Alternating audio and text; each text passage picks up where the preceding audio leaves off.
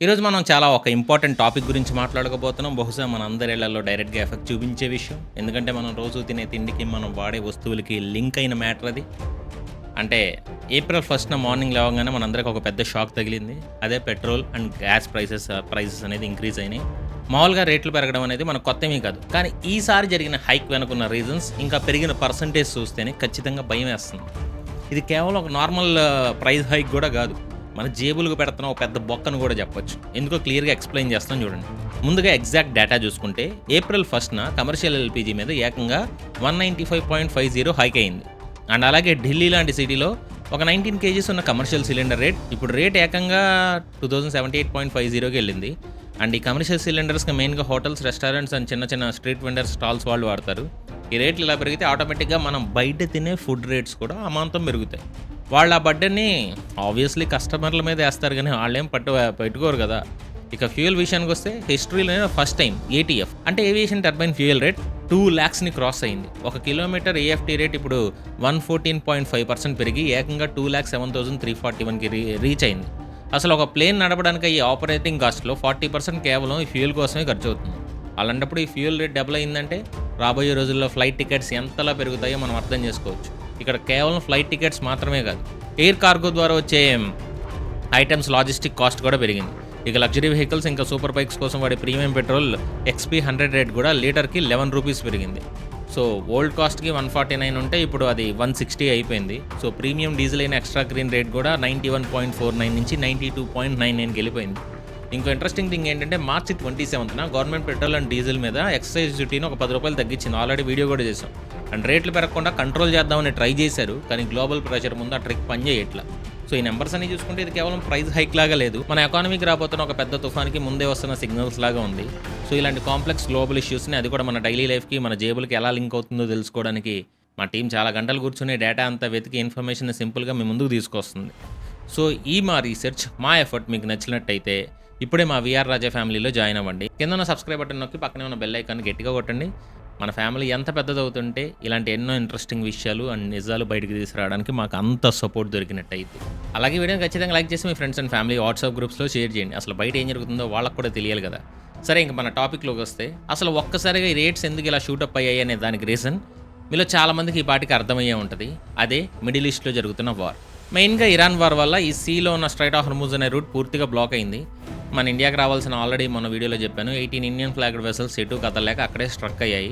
కేవలం మన షిప్స్ మాత్రమే కాదు, ఇండియా కోసం ఎనర్జీ కార్గో తీసుకొస్తున్నాయి. ఇంకో 10 ఫారిన్ ఫ్లాగ్డ్ వెసల్స్ కూడా ఆ ట్రాఫిక్ జామ్లో ఇరుక్కుపోయాయి. అక్కడ దాదాపు 500 షిప్స్ ఆగిపోయాయి. మన ఇండియాకి వచ్చే ఎల్పీజీ ఇంపోర్ట్స్లో దాదాపు 90% ఈ పర్షియన్ గల్ఫ్ నుంచే వస్తాయి. ఎప్పుడైతే ఆ దారి కట్ అయిందో సప్లై ఆగిపోయింది. ఆటోమేటిక్గా ఆయిల్ కంపెనీస్కి భయం పట్టుకుని రేట్లు పెంచేశారు. కానీ ఇక్కడ అసలు టెన్షన్ పడాల్సిన విషయం వేరే ఉంది. అదే మన దగ్గర ఉన్న రిజర్వ్స్. మామూలుగా ఇలాంటి వార్స్ వచ్చినప్పుడు వేరే కంట్రీస్కి ఇబ్బంది రాకుండా వాళ్ళ దగ్గర కొన్ని స్ట్రాటజిక్ రిజర్వ్స్ ఉంటాయి. అంటే ఎమర్జెన్సీ కోసం దాచిపెట్టుకునే ఆయిల్ అనమాట. కానీ మన ఇండియా పరిస్థితి చూస్తేనే చాలా భయం వేస్తుంది. 2008లో మన దగ్గర దేశం మొత్తానికి ఒక 22 డేస్కి సరిపడా ఎల్పీజీ రిజర్వ్స్ ఉండేవి. కానీ ఇప్పుడు మన పాపులేషన్ పెరిగింది, గ్యాస్ వాడకం కూడా విపరీతంగా పెరిగింది. దానివల్ల ఆ రిజర్వ్స్ కాస్త కేవలం 17 డేస్కి పడిపోయాయి. అవును, మన దగ్గర ఉన్న ఎల్పీజీ స్టాక్ మొత్తం దేశం మొత్తానికి కేవలం ఒక 17 రోజులకు మాత్రమే సరిపోతుంది. ఇక క్రూడ్ ఆయిల్ రిజర్వ్స్ చూసుకున్నా కూడా పెట్రోలియం రెగ్యులేటరీ బోర్డు వాళ్ళు ఇచ్చిన అఫీషియల్ ఇన్ఫర్మేషన్ ప్రకారం అది కేవలం 20 నుంచి 40 డేస్ మాత్రమే సరిపోతాయి. ఒక 6 నెలల పాటు గుండెల మీద చెయ్యేసుకొని వాడుకునేంతలా స్టాక్ ఏమీ మన దగ్గర అయితే ప్రెజెంట్ లేదు. ఈ విషయం ఎప్పుడైతే బయటికి తెలిసిందో జనాల్లో కూడా ఒక విపరీతమైన ప్యానిక్ స్టార్ట్ అయిపోయింది. సో రాబోయే రోజుల్లో అసలు గ్యాస్ దొరుకుతుందా లేదా, పెట్రోల్ బంక్స్ క్లోజ్ చేస్తారేమో అని ఒక భయం క్రియేట్ అయ్యి అందరూ ఒకేసారి పెట్రోల్ బంకుల మీద పడి గ్యాస్ ఏజెన్సీస్ ఎక్స్ట్రాగా ఉన్న స్టాక్ని దాచుకోవడానికి ట్రై చేస్తున్నారు. మామూలుగా మన వాళ్ళ సైకాలజీ ఎలా ఉంటుందంటే అంతా బాగున్నప్పుడు ఎవడో పెద్దగా పట్టించుకోడు. కానీ ఇలాంటి యుద్ధం వస్తుందని, సడన్గా షిప్స్ ఆగిపోతాయని, మన దగ్గర ఒక 20 రోజులు మాత్రమే ఆయిల్ రిజర్వ్స్ ఉన్నాయని తెలిసాకే అందరూ ప్యానిక్ అయ్యి పరిగెడతారు. సో ప్రాబ్లం వచ్చాక టెన్షన్ పడడం, ప్యానిక్ అవ్వడం అనేది చాలా కామన్ హ్యూమన్ నేచర్ కూడా. అందరూ అలాగే చేస్తారు. అచ్చం మన లైఫ్లో కూడా ఎగ్జాక్ట్లీ ఇదే జరుగుతుంది. మన హెల్త్ బాగున్నప్పుడు, లైఫ్ అంతా పర్ఫెక్ట్గా స్మూత్గా వెళ్తున్నప్పుడు మనం ఫ్యూచర్ గురించి పెద్దగా ఆలోచించాం. కానీ సడన్గా మనకో లేదా మన ఫ్యామిలీకి ఎవరికైనా ఏదైనా హెల్త్ ప్రాబ్లం వచ్చినా, ఒక అన్ఎక్స్పెక్టెడ్ ఎమర్జెన్సీ వచ్చినా అప్పుడు కంగారు పడతా హాస్పిటల్స్, లక్షల కోట్లు అయ్యే హాస్పిటల్ బిల్స్ కట్టడానికి లోన్స్ కోసం తెలిసిన వాళ్ళు చుట్టూ తిరుగుతాం. అలాగే కేవలం హెల్త్ మాత్రమే కాదు, అసలు మన లైఫ్ కూడా అన్‌ప్రెడిక్టబుల్. దేవుడు కరుణించక ఆ ఫ్యామిలీలో ఎర్నింగ్ మెంబర్‌కి సడన్‌గా ఏదైనా జరిగితే ఆ ఫైనాన్షియల్ రెస్పాన్సిబిలిటీస్ అన్నీ ఫేస్ చేయడానికి ఆ ఫ్యామిలీ ఒంటరిగా మిగిలిపోద్ది. ఇంట్లో హౌస్ హోల్డ్ ఎక్స్‌పెన్సెస్ గానీ, పిల్లల ఎడ్యుకేషన్, ఈఎంఐస్ ఇవన్నీ మేనేజ్ చేయడం ఆల్మోస్ట్ ఇంపాసిబుల్ అయిద్ది. దీన్ని బట్టి అర్థం చేసుకోవాల్సింది ఏంటంటే, ఒక కంట్రీకి ఎమర్జెన్సీ ఆయిల్ రిజర్వ్స్ ఉండడం ఎంత ఇంపార్టెంటో, మనకొచ్చే ఈ మెడికల్ ఎమర్జెన్సీస్‌కి అండ్ లైఫ్‌లో వచ్చే అన్‌ప్రెడిక్టబిలిటీస్‌కి ఒక ప్రాపర్ ఫైనాన్షియల్ బ్యాకప్ ఉండడం కూడా అంతే ఈక్వల్లీ ఇంపార్టెంట్. అందుకే ప్రతి ఫ్యామిలీలో ఎర్నింగ్ మెంబర్‌కి బెస్ట్ సొల్యూషన్ ఏంటంటే, ఒక హెల్త్ అండ్ టర్మ్ ఇన్సూరెన్స్ తీసుకోండి. ఒక పక్క హెల్త్ ఇన్సూరెన్స్ చూసుకుంటే ఇది మెడికల్ ఎమర్జెన్సీ టైంలో కోట్ల రూపాయల హాస్పిటల్ బిల్స్‌ని ఈజీగా కవర్ చేసి మనల్ని కాపాడుద్ది. ఇంకో పక్క టర్మ్ ఇన్సూరెన్స్ తీసుకుంటే మనకి ఏదైనా జరిగితే మన ఫ్యామిలీకి సపోర్ట్ చేసే ఒక ఫైనాన్షియల్ సేఫ్టీ నెట్ లాగా పనిచేస్తది. ఇది ఏకంగా కోట్లలో కవరేజ్ ఇస్తది. సో మీ తర్వాత మీ ఫ్యామిలీ ఫైనాన్షియల్లీ స్ట్రగుల్ అవ్వాల్సిన అవసరం కూడా ఉండదు. ఇందులో బెస్ట్ పార్ట్ ఏంటంటే, అది టర్మ్ అయినా హెల్త్ ప్లాన్స్ ప్రీమియం అయినా జస్ట్ నెలకి 400 నుంచి 500 రూపీస్ నుంచే స్టార్ట్ అవుతాయి. మన family health and future security ముందు ఈ అమౌంట్ చాలా చాలా చిన్నది కదా. ఒకసారి మీరే ఆలోచించండి. ఇక నేను ఒక టిప్ ఇస్తున్నాను. ఎప్పుడైనా సరే ఇన్సూరెన్స్ని ఎంగేజ్లోనే, అంటే యాజ్ ఎర్లీ యాజ్ పాసిబుల్ తీసుకోవడానికి ట్రై చేయండి. అప్పుడు మీ ప్రీమియం లైఫ్ టైం చాలా తక్కువగా ఉంటాయి. ఒకవేళ కొంచెం ఏజ్ పెరిగినా పర్లేదు, అసలు పాలసీ తీసుకోకపోవడం కంటే ఏ ఏజ్లో అయినా సరే ఒక ఇన్సూరెన్స్ ఉండడం అనేది చాలా చాలా ఇంపార్టెంట్. సో మీకు ఈజీగా ఉండడం కోసం నేను డిస్క్రిప్షన్స్లో లింక్ ఇచ్చాను. అక్కడ మీరు ట్రస్టెడ్ ఇన్సూరెన్స్ పార్ట్నర్స్ అందరినీ ఒకే చోట కంపేర్ చేసుకొని అప్ టు 25% డిస్కౌంట్తో బెస్ట్ హెల్త్ ప్లాన్ని, ఇంకా 15% డిస్కౌంట్తో బెస్ట్ టర్మ్ ప్లాన్ని ఆన్లైన్లో చూస్ చేసుకోవచ్చు. సో అస్సలు లేట్ చేయకండి. ఇప్పుడు లింక్ క్లిక్ చేయండి. ఈరోజే మీ ఫ్యామిలీ హెల్త్ అండ్ ఫ్యూచర్ని సెక్యూర్ చేసుకోండి. సరే, ఇప్పుడు మళ్ళీ మనం టాపిక్లోకి వస్తే, ఈ ఆయిల్ రేట్స్ పెరగడం వల్ల కేవలం సామాన్యుడికే కాదు, అసలు మన దేశ ఎకానమీకి కూడా ఒక పెద్ద దెబ్బ తగలబోతుంది. ఇది ఏంటంటే, చాలామంది ఎకనామిస్టులకి 1991లో వచ్చిన బ్యాలెన్స్ ఆఫ్ పేమెంట్ క్రైసిస్ గుర్తొస్తుంది. అప్పట్లో కూడా గల్ఫ్ వార్ వల్లే క్రూడ్ ఆయిల్ ప్రైసెస్ విపరీతంగా పెరిగాయి. అప్పుడు మన దగ్గర ఉన్న ఫారెన్ ఎక్స్చేంజ్ రిజర్వ్స్ ఎంత దారుణంగా పడిపోయాయి అంటే, మన దగ్గర కేవలం $1 బిలియన్ మాత్రమే మిగిలాయి. అంటే కేవలం 3 వారాల ఇంపోర్ట్స్కి మాత్రమే ఆ డబ్బు సరిపోయేదండి. ఆ టైంలో మనం దివాలా తీయకుండా ఉండడానికి గవర్నమెంట్ ఏకంగా 67 టన్స్ గోల్డ్ని ప్లేన్స్లో ఇంగ్లాండ్కి పంపించి అక్కడ తాకట్టు పెట్టి IMF దగ్గర $2.2 బిలియన్ అప్పు తీసుకోవాల్సి వచ్చింది. అయితే ఇప్పుడున్న పరిస్థితి చూస్తే మన దగ్గర దాదాపు $7-10 బిలియన్ పైనే ఫారెక్స్ రిజర్వ్స్ ఉన్నాయి. మన ఎకానమీ కూడా దాదాపు స్ట్రాంగ్గా ఉంది కాబట్టి 1991 లాగా మనం పూర్తిగా కుప్పకూలిపోం. కానీ బ్లూంబర్గ్ ఎకనామిక్స్ వాళ్ళ రిపోర్ట్ ప్రకారం ఇక్కడ ఒక డార్క్ రియాలిటీ ఉంది. ఒకవేళ స్ట్రైట్ ఆఫ్ హార్మూజ్ రూట్ కనుక ఎక్కువ రోజులు అలాగే బ్లాక్ అయ్యి ఉంటే, ఏప్రిల్ 2027 నాటికి క్రూడ్ ఆయిల్ ప్రైస్ యావరేజ్గా $125 పర్ బ్యారెల్కి వెళ్ళే ఛాన్స్ ఉంది. దీనివల్ల మన ఎకానమీ నుంచి ఏకంగా $130 బిలియన్ ఖజానా ఖాళీ అయ్యింది. మన బ్యాలెన్స్ ఆఫ్ పేమెంట్ పరిస్థితి ఇప్పటికే నెగిటివ్లోకి వెళ్ళిపోయింది. అండ్ 2024లో మనం $63.7 బిలియన్ సర్ప్లస్లో, అంటే లాభంలో ఉంటే, ఇప్పుడు 2025లో అది $5 బిలియన్ డెఫిసిట్లోకి, అంటే నష్టంలోకి వెళ్ళిపోయింది. సో మన దేశ చరిత్రలో వరుసగా సెకండ్ ఇయర్ కూడా ఇలా డెఫిసిట్లోకి రావడం అనేది ఎప్పుడు జరగల. దీనికి తోడు మన గవర్నమెంట్కి ఇంకో పెద్ద టెన్షన్ ఏంటంటే క్యాపిటల్ అకౌంట్ డెఫిసిట్. ఎప్పుడైతే ఇలాంటి గ్లోబల్ వార్స్ వస్తాయో అప్పుడు ఫారెన్ ఇన్వెస్టర్స్ ఎవరైతే మన స్టాక్ మార్కెట్లో డబ్బులు పెట్టారో వాళ్ళు రిస్క్ ఎందుకని చెప్పి వాళ్ళ డబ్బుని సేఫ్ ప్లేసెస్కి, సేఫ్ హెవెన్ లాంటి ప్లేసెస్కి, అంటే వాళ్ళ దేశాలకు కానీ, లేదంటే మనకంటే బయటగా ఎక్కువ వచ్చే ఫండ్స్ కన్నా మన దేశం నుంచి బయటకు వెళ్తే డబ్బు ఎక్కువైపో వాళ్ళకి సేఫ్గానే గోల్డ్ కానీ వాళ్ళ కంట్రీ స్టాక్స్లో కానీ పెట్టుకుంటారు. సింపుల్గా చెప్పాలంటే మన దేశం నుంచి బయటికి వెళ్ళే డబ్బు ఎక్కువైపోద్ది. సో విపరీతమైన ఆయిల్ బిల్లు, పడిపోతున్న రూపాయి విలువ, ఇంకా వెనక్కి వెళ్ళిపోతున్న ఇన్వెస్ట్మెంట్స్, ఈ 3 రిస్కులు ఒకేసారి మన ఎకానమీ మీద పడబోతున్నాయి. సరే, ఇవన్నీ పక్కన పెడితే సామాన్యుడికి గ్యాస్ రేట్లు పెరిగాయి, మరి సిలిండర్లు దొరకట్లేదు కదా, పోనీ ఎలక్ట్రిక్ స్టవ్స్ వాడుకుందాం అనుకునే వాళ్ళకి ఇంకొక పెద్ద లాజికల్ ప్రాబ్లం కూడా ఉంది. ఎప్పుడైతే LPGకి షార్టేజ్ వచ్చిందో జనాలు వెంటనే ఆల్టర్నేటివ్ కోసం వెతుకుతున్నారు. అమెజాన్ లాంటి ఈకామర్స్ సైట్లో చూసుకుంటే ఎలక్ట్రిక్ కుక్ టాప్స్, అంటే మన ఇండక్షన్ స్టవ్ సేల్స్ ఏకంగా 30 టైమ్స్ 30 రెట్లు పెరిగాయంట. అండ్ జనాలు దీన్ని ఒక సొల్యూషన్ లాగా ఫీల్ అవుతున్నారు. కానీ దీంట్లో వచ్చిన ప్రాబ్లం ఏంటో చెప్పనా? ఒక చిన్న క్యాల్కులేషన్ చెప్తాను చూడండి. మన కంట్రీలో దాదాపు 33 కోట్ల మంది LPG వాడేవాళ్ళు ఉన్నారు. 10 ఏళ్ల క్రితం 150 మిలియన్ ఉంటే ఇప్పుడు ఏకంగా అది డబుల్ అయింది. అందులో కేవలం ఒక 10% మంది ఇళ్లల్లో ఎలక్ట్రిక్ స్టవ్కి షిఫ్ట్ అయ్యి వాళ్ళందరూ ఒకేసారి రాత్రి 8 గంటలకి డిన్నర్ కోసం వంట స్టార్ట్ చేస్తే మన పవర్ గ్రిడ్ మీద ఏకంగా 28 గిగావాట్ ఎక్స్ట్రా లోడ్ పడుద్ది. సో ఇండక్షన్ స్టవ్లు అనేవి చాలా హై పవర్ లాగుతాయి. ఆ 28 గిగావాట్ లోడ్ అనేది ఒక సమ్మర్ టైంలోనే ఉండే మొత్తం పీక్ లోడ్లో 10%కి సమానం. సో ఈ 28 గిగావాట్స్ కరెంట్ ఎంత పవర్ఫుల్ అంటే, ప్రజెంట్ ప్రపంచవ్యాప్తంగా కడుతున్న అన్ని ఏఏ డేటా సెంటర్స్ కలిపి ఒకేసారి వాడే పవర్ కన్నా ఇది చాలా ఎక్కువ. ఇన్నాళ్ళు మన స్ట్రీట్స్లో ఉండే, వీధుల్లో ఉండే ట్రాన్స్ఫార్మర్స్ కోసం ఏసీలకి, ఫ్యాన్స్కి, లైట్స్కి మాత్రమే అలవాటు పడ్డాయి. ఇప్పుడు సడన్గా ప్రతి ఇంట్లో ఈ పీక్ టైంకి ఇండక్షన్ ఆన్ చేస్తే ట్రాన్స్ఫార్మర్స్ అసలు ఆ లోడ్ని తట్టుకోలేవు, కాలిపోవడం ఖాయం. ఇక్కడే గవర్నమెంట్కి ఒక పెద్ద డైలమా వచ్చింది. సిలికాన్ వ్యాలీ వాళ్ళేమో మన దగ్గర సోలార్ పవర్ని వాడుకొని ఏఐ టోకెన్స్ని రన్ చేయడానికి ఇండియాలో పెద్ద పెద్ద డేటా సెంటర్స్ పెడుతున్నారు. ఇప్పుడు వాళ్ళకు ఒక చాయిస్ వచ్చింది. మన ప్రజలకి వంట చేసుకోవడానికి కరెంట్ ఇవ్వాలా, లేక ఏ కంపెనీస్కి కరెంట్ ఇవ్వాలా? డల్ ముఖ్యమా లేక డేటా ముఖ్యమా? ఖచ్చితంగా హ్యూమన్ వెల్ఫేర్కే ప్రయారిటీ ఇవ్వాలి. ప్రజల కడుపు నింపడమే ముఖ్యం. కానీ అసలు ఇక్కడ ప్రాబ్లంకి సొల్యూషన్ ఏంటి? ఒకవేళ ఎలక్ట్రిక్ గ్రిడ్ మీద ఆధారపడలేము, ఎందుకంటే సిస్టమ్ క్రాష్ అవుతుంది. బయట చూస్తే సముద్రంలో గొడవ వల్ల సిలిండర్స్ దొరకవు. మరి ఇన్ని కోట్ల మంది ప్రజలు వంట ఎలా చేసుకోవాలి? అసలు బయట గ్రౌండ్ లెవెల్‌లో బ్లాక్ మార్కెట్ ఎలా నడుస్తుంది? దీనికి గవర్నమెంట్ దగ్గరున్న అల్టిమేట్ మాస్టర్ ప్లాన్ ఏంటి? అది కూడా ఇప్పుడు వన్ బై వన్ చూద్దాం. ఇక్కడ గ్రిడ్ క్రాష్ అవుతుంది కదా అని ఎలక్ట్రిక్ స్టవ్ వదిలేసి పోనీ ఎలాగోలా గ్యాస్ సిలిండర్ కోసం ట్రై చేద్దాం అనుకుంటే బయట గ్రౌండ్ లెవెల్‌లో పరిస్థితి ఇప్పుడు చెప్తాను అసలు నిజాలు. మామూలుగా మనం ఫోన్‌లో బుక్ చేయగానే 2-3 రోజుల్లో సిలిండర్ వచ్చేస్తది. మన తెలుగు స్టేట్స్‌లో కొంచెం కొన్ని ఏరియాస్‌లో బానే ఉంది. కొన్ని ఏరియాస్‌లో లేట్ అవుతుంది. కానీ ఇప్పుడు ఆ వెయిటింగ్ పీరియడ్ చాలా చోట్ల మన తెలుగు స్టేట్స్‌లో వదిలేసిన చాలా చోట్ల 45 డేస్‌కెళ్ళింది. అంటే ఈరోజు బుక్ చేస్తే నెలన్నర తర్వాత వస్తుందనమాట. మరి అప్పటి వరకు ఇంట్లో వంట ఎలా అంటే ఇక్కడే బ్లాక్ మార్కెట్ వాళ్ళు ఎంటర్ అయ్యి నార్మల్‌గా రూ. 1000 ఉండే ఒక డొమెస్టిక్ ఎల్‌పీజీ సిలిండర్‌ని బయట బ్లాక్ మార్కెట్‌లో 4000కి అమ్ముతున్నారు. అంటే అంత రేటు పెట్టి కొనుక్కోవడం సామాన్యుల వల్ల కాదు. దీని ఎఫెక్ట్ డైరెక్ట్‌గా స్ట్రీట్ ఫుడ్ స్టాల్స్ ఇంకా చిన్న చిన్న హోటల్స్ మీద పడింది. సో ఢిల్లీ లాంటి సిటీస్‌లో బస్ స్టేషన్ దగ్గర ఉండే ఫుడ్ స్టాల్స్ అన్నీ ఎంప్టీగా కనిపిస్తున్నాయి. చాలా వరకు మూతపడ్డాయి కూడా. సో ఇదంతా చూసి ఇండస్ట్రియల్ హబ్స్ అయిన గుజరాత్‌లోని సూరత్ లాంటి సిటీస్‌లో పనిచేసే మైగ్రెంట్ వర్కర్స్‌కి ఒక రకమైన భయం పట్టుకుంది. వాళ్ళకొచ్చే జీతాలకి బయట పెరిగిన ఫుడ్ రేట్స్‌కి అసలు పొంతనే లేదు. రేపొద్దున మనకి కనీసం తినడానికి తిండి దొరుకుతుందో లేదో అనే టెన్షన్‌తో వాళ్ళంతా పనులు వదిలేసి వాళ్ళ సొంత ఊర్లకి వెళ్ళిపోతున్నారు.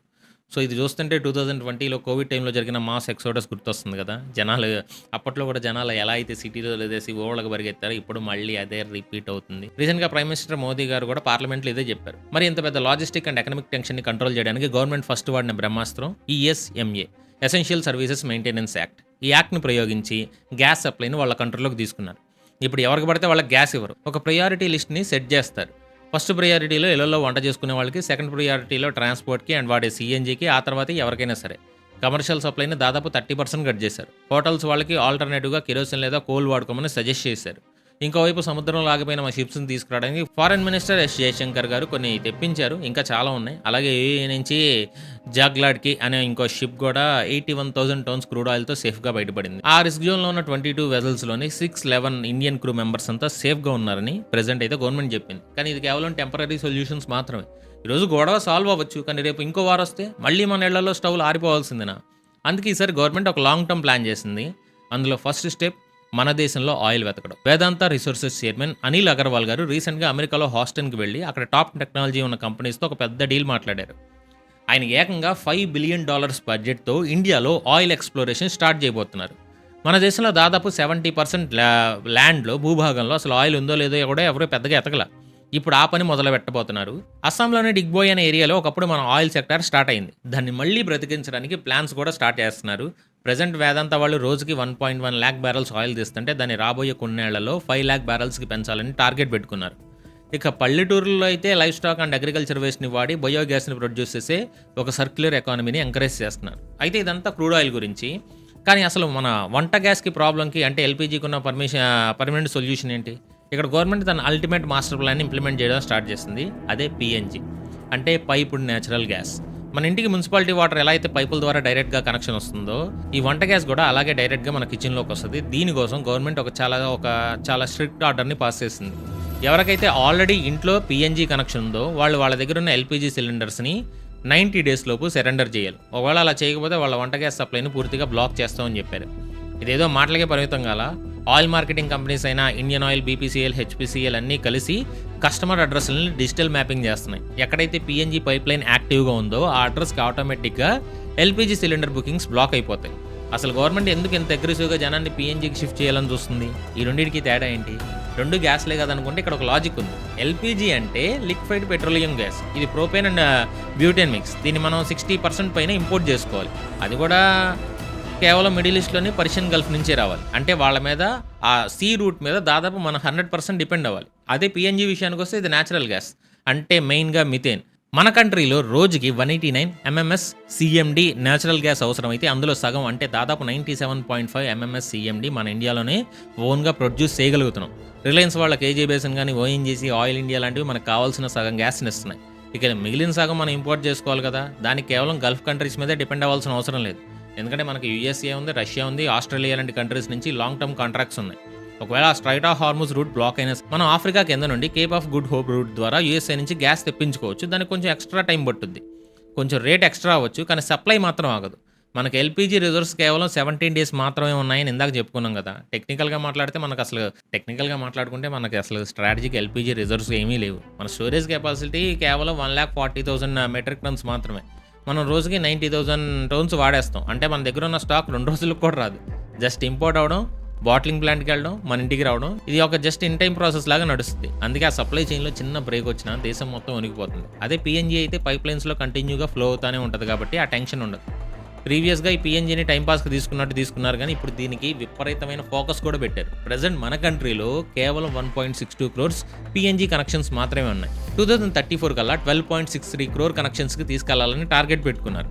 అయితే పైప్ లైన్స్ వేయడం అంత ఈజీ కాదు. సిటీస్‌లో రోడ్లు తరవాలి, కేబుల్స్, సివేజ్ లైన్స్‌ని దాటుకొని వెళ్ళాలి. దానికి తోడు ఇంతకుముందు ఈ పీఎన్జీ ప్రైజింగ్‌లో ఒక పెద్ద దరిద్రం ఉండేది. దాన్ని స్టాక్ టారిఫ్ అనేవాళ్ళు. అంటే గుజరాత్‌లో గ్యాస్ వస్తే అక్కడి నుంచి మహారాష్ట్రకి ఒక పైప్ లైన్, అక్కడి నుంచి కర్ణాటకకి ఇంకో పైప్ లైన్, అక్కడి నుంచి హైదరాబాద్‌కి ఇంకో పైప్ లైన్ ఉందనుకోండి.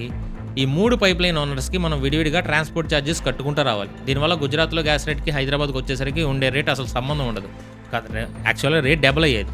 ఈ ప్రాబ్లమ్‌ని సాల్వ్ చేయడానికి petroleum and natural gas regulatory board వాళ్ళు రీసెంట్‌గా జనవరి 2026లో యూనిఫైడ్ టారిఫ్ రెజిమ్‌ని తీసుకొచ్చారు. అంటే ఇప్పుడు దేశం మొత్తాన్ని కేవలం 2 జోన్స్‌గా డివైడ్ చేశారు. Zone number 1, zone number 2. మీరు ఎక్కడైనా సరే డొమెస్టిక్ పీఎన్జీకి ఒకే తక్కువ రేట్‌కే పడుద్ది. అండ్ ఈ ఒక్క డెసిషన్ వల్ల దూరంగా ఉన్న ఊర్లకి ట్రాన్స్‌పోర్ట్ కాస్ట్ దాదాపు 50% తగ్గిపోయింది. కస్టమర్ బిల్స్ కూడా చాలా వరకు తగ్గిపోయాయి. ఇక్కడి వరకు వినడానికి అంతా పర్ఫెక్ట్‌గా ఉంది. గవర్నమెంట్ సూపర్ డెసిషన్ తీసుకుంది. ఇక మనకి గ్యాస్ ప్రాబ్లం లేదనిపిస్తది. కానీ ఈ పాలసీ వెనక ఒక చిన్న డార్క్ రియాలిటీ కూడా ఉంది. Hidden truth. ఫస్ట్ ప్రాబ్లం మన కిచెన్లో స్టార్ట్ అవుతుంది. ఎల్పీజీకి ఉండే ఎనర్జీ డెన్సిటీ పీఎన్జీ కంటే 2.5 రెట్లు ఎక్కువ. అంటే సిలిండర్ గ్యాస్తో వచ్చే మంట చాలా ఫాస్ట్గా, ఇంటెన్స్గా ఉంటుంది. మన ఇండియన్ కుకింగ్ స్టైల్కి అంటే తాలింపులు వేయడానికి, నూనెలో డీప్ ఫ్రై చేయడానికి ఆ ఇంటెన్స్ మంట ఖచ్చితంగా కావాలి. కానీ పీఎన్జీతో వచ్చే మంట కొంచెం స్లోగా అండ్ స్మూత్గా ఉంటుందంట. మన వంటలకు అది సింక్ అవ్వడానికి కొంచెం టైం పట్టుద్ది. కొన్ని పాత స్టవ్స్కి హోల్స్ పెద్దవి చేసి వాడేద్దాం అనుకుంటే దానివల్ల థర్మల్ ఎఫిషియన్సీ పడిపోయి కార్బన్ మోనాక్సైడ్ రిలీజ్ అయ్యే డేంజర్ ఉంది. సో ప్రాపర్గా స్టవ్ని కన్వర్ట్ చేయాలంటే ఇంకో 2000 నుంచి 5000 వరకు కూడా ఎక్స్ట్రా కాస్ట్ అయ్యింది. ఇది కేవలం టెక్నికల్ ప్రాబ్లం మాత్రమే. కానీ అసలైన ఎకనామిక్ ప్రాబ్లం వేరే ఉంది. ప్రెజెంట్ మనకి సొంతంగా ఇండియాలో ప్రొడ్యూస్ అవుతున్న గ్యాస్ని ఏపీఎం గ్యాస్ అంటారు. అంటే అడ్మినిస్ట్రేటెడ్ ప్రైస్ మెకానిజం. ఈ గ్యాస్ని గవర్నమెంట్ ఒక ఫిక్స్డ్ రేట్కి చాలా తక్కువ ప్రైస్కి డిస్ట్రిబ్యూట్ చేస్తుంది. సో ఈ గ్యాస్ వల్ల ఇప్పుడు మనకి పీఎన్జీ అంత చీప్గా వస్తుంది. కానీ రియాలిటీ ఏంటంటే ఈ ఏపీఎం గ్యాస్ ప్రొడక్షన్ రాబోయే రోజుల్లో 2030 కల్లా ఒక 20% పడిపోతుందని ఎస్టిమేషన్స్ ఉన్నాయి. అంటే మన సొంత గ్యాస్ తగ్గిపోతుంది. అప్పుడు మనకి డిమాండ్ పెరిగిపోయి సప్లై లేనప్పుడు ఖచ్చితంగా బయట కంట్రీస్ నుంచి ఎక్స్పెన్సివ్ అయిన ఎల్ఎన్జీని ఇంపోర్ట్ చేసుకోవాలి. అండ్ ఇంకో ఎస్టిమేషన్ ప్రకారం 2035 కల్లా మనం వాడే గ్యాస్లో 75% బయట నుంచి తెచ్చుకున్నదే ఉంటుందంట. అప్పుడు సిటీ గ్యాస్ డిస్ట్రిబ్యూషన్ కంపెనీస్కి ఇన్పుట్ కాస్ట్ డబుల్ అయింది. ఆటోమేటిక్గా మన ఇంటికి వచ్చే పీఎన్జీ బిల్ కూడా పెరిగిద్ది. అండ్ రీసెంట్గా 2024లో గవర్నమెంట్ ఒకసారి ఏపీఎం గ్యాస్ అలొకేషన్ని 40% కట్ చేసేస్తేనే ఐజీఎల్, ఎంజీఎల్ లాంటి గ్యాస్ కంపెనీ షేర్స్ ఒక్క రోజులో 20% క్రాష్ అయ్యాయి. దీన్ని బట్టి అర్థం చేసుకోవచ్చు ఫ్యూచర్లో ఈ గ్యాస్ ఎకనామిక్స్ ఎలా మారిపోతున్నాయి. సో కంక్లూజన్ ఏంటంటే మనం ఒక డిపెండెన్సీ నుంచి బయటపడి ఇంకో రకమైన డిపెండెన్సీలోకి వెళ్తున్నాం. కానీ ప్రెజెంట్ మన ముందున్న ఏకైక ఆప్షన్ ఈ పైప్లైన్ గ్యాస్ మాత్రమే. బ్లాక్ మార్కెట్లో 4000 పెట్టి సిలిండర్ కొనడం కన్నా, గ్రిడ్ కాలిపోయేలా ఇండక్షన్ స్టవ్లు వాడడం కన్నా, కొంచెం మంట తక్కువైనా ఫ్యూచర్లో రేట్ పెరిగే ఛాన్స్ ఉన్నా సరే ఈ గ్లోబల్ వార్స్ నుంచి, ఈ సీ వార్ఫేర్ నుంచి మనల్ని మనం సేఫ్గా ఉంచుకోవడానికి పీఎన్జీకి మారడం కూడా ఇప్పట్లో బెస్ట్ డెసిషన్. ముందు ముందు ఇంకా బెస్ట్ డెసిషన్స్ ఉంటే దానికి కూడా మనం ఇంప్లిమెంట్ చేసుకోవాలి. ఎందుకంటే మనుషులకి కరెంట్తో రన్ అయ్యే ఏఐ టోకెన్స్ కన్నా కడుపు నింపే ఫుడ్ చాలా ముఖ్యం. దానికి గ్యాస్ కావాలి. That's it. ఈ వీడియో ఎండ్ చేసే ముందు ఒక చిన్న రిమైండర్. మన డైలీ లైఫ్లో ఫుడ్ ఎంత ముఖ్యమో ఎమర్జెన్సీలో మన ఫ్యామిలీకి ఫైనాన్షియల్ సెక్యూరిటీ కూడా అంతే ముఖ్యం. సో దయచేసి పోస్ట్ పోన్ చేయకండి. కింద డిస్క్రిప్షన్లో కామెంట్లో ఉన్న పాలసీ బజార్ లింక్ని ఇప్పుడే క్లిక్ చేయండి. ఇప్పుడు ఎలాగో జీఎస్టీ లేదు కాబట్టి జస్ట్ 400 నుంచి 500 రూపీస్ ప్రీమియంతోనే best health and term insurance ప్లాన్ని కంపేర్ చేసుకోవచ్చు. సో లింక్ ఉంది, ఖచ్చితంగా ఒకసారి చెక్ చేయండి. అలాగే ఒక విషయం, వీడియోని స్కిప్ చేయకుండా చివరి వరకు చూసారంటే మీ లైఫ్లో, మీ నాలెడ్జ్లో మేము ఎంతో కొంత వాల్యూ యాడ్ చేసామని నమ్ముతున్నాం. ఒకవేళ ఆ వాల్యూ మీకు నిజంగా ఫీల్ అయితే దయచేసి మీరు కూడా మా లైఫ్లో, మా ఛానల్ గ్రోత్లో కొంచెం వాల్యూ యాడ్ చేయండి. మీ సపోర్ట్ మాకు చాలా ముఖ్యం. ఇప్పుడే సబ్స్క్రైబ్ బటన్ నొక్కి బెల్ ఐకాన్ ఆన్ చేసుకోండి. అలాగే ఒక వీడియోకి ఒక లైక్ కొట్టి కింద కామెంట్స్లో మీ ఒపీనియన్ అంటే మాతో షేర్ చేసుకోండి. ఈ విషయాన్ని మీ వాట్సాప్లో, ఫేస్బుక్లో అందరికీ షేర్ చేసి నిజాలు అందరికీ తెలిసేలా చేయండి.